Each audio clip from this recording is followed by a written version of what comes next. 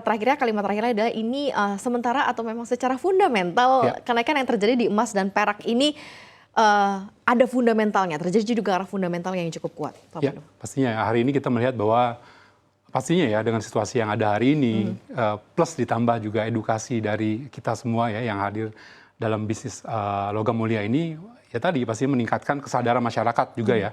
Akhirnya kalau kita lihat di bulan Oktober kemarin FOMO-nya itu luar biasa, anomali luar biasa.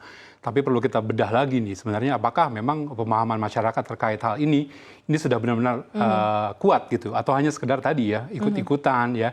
Padahal mereka nggak tahu pasti nih sebenarnya mau investasi di sini itu tujuannya apa.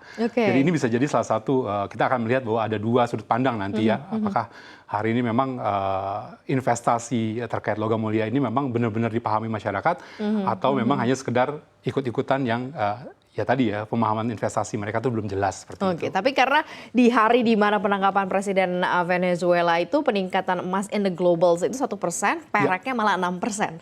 Lebih tinggi perak malahan ya. Betul. Nah kalau kita coba pendekatan dulu terhadap emas perak Indonesia nih. Nah emas perak Indonesia ini apa sih? Di bidang apa sih dan apa yang kemudian selama ini mungkin bisnis yang dijalankan dari emas perak Indonesia?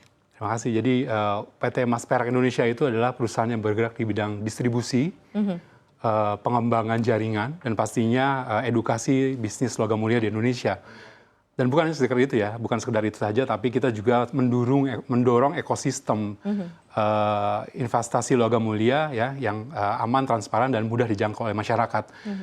Di daerah kita punya jejaring ya, ada EPI Channel. Ya, EPI Channel itu perseorangan ya, agen-agen penjualan yang dinaungi oleh EPI Store ya di wilayah-wilayah tertentu yang terus mendorong literasi terkait investasi logam mulia sebagai bagian dari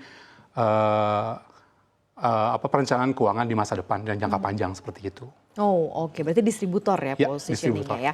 Berarti terkait dekat dengan juga permintaan market atau pasar tersendiri ya, kan kebutuhan emas dan juga perak di Indonesia. Nah ini secara tren lain ini seperti apa di 2025 secara keseluruhan?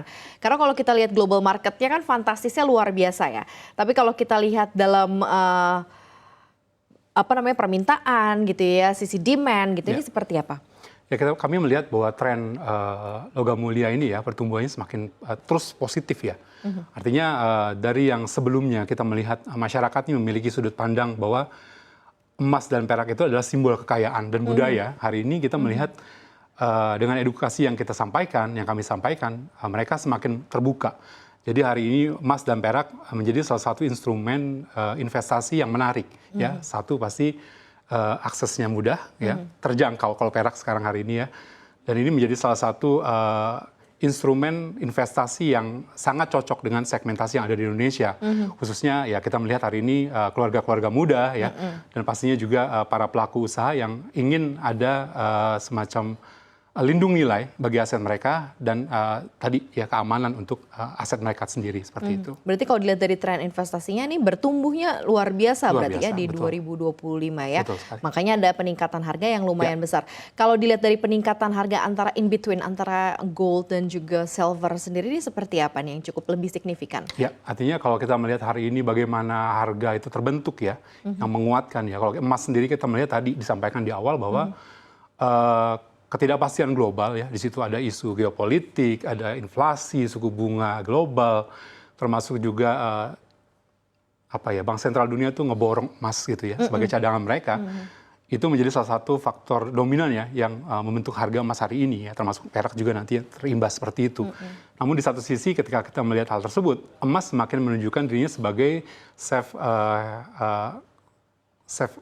haven asset ya, yang akhirnya bisa diterima oleh lintas generasi dan negara. Jadi kita melihat bahwa emas ini udah mata uangnya dunia lah, seperti itu. Sehingga dimanapun dia nilainya akan seperti itu. Karena kan selama ini mungkin ya kita mindsetnya gold, tapi ternyata silver pun juga punya positioning yang sama gitu ya, sebagai safe haven, sebagai aset lindung nilai. Nah kalau kita lihat dari sisi, kan ada banyak ketidakpastian, ada tensi geopolitik, pasti emas kedorong naik gitu ya, silver pasti juga kedorong naik gitu ya. Kalau dari sisi masyarakat Indonesia, apa nih? Apakah demand-nya juga naik nih Pak Pandu? Ya, saya melihat dan kami melihat ya ada dua respon pasar yang terjadi hari ini. Di satu sisi sebagian masyarakat mungkin masih cenderung untuk menahan pembelian jangka pendek ya. Mereka masih yang sifatnya konsumtif, menunggu harga terkoreksi ya. Ya mungkin orang-orang yang masih belum teredukasi melihat beli emas nanti pada saat murah, gitu kan ya. Jadi hari ini masih ada sebagian seperti itu, dan ketika kita sambungkan dengan investasi, sepertinya saat ini masih banyak juga orang-orang yang belum memahami kalau kita mau investasi di logam mulia tuh kemana sih arahnya gitu. Di satu sisi ada respon seperti itu, dan yang kedua justru kita melihat dari kenaikan harga emas ini ya, harga logam mulia ini, sebagian para pelaku investasi ini melihatnya sebagai suatu peluang. Ya, kenaikan harga ini memberikan persepsi bahwa emas ini adalah aset yang bernilai, yang menambah kekayaan mereka.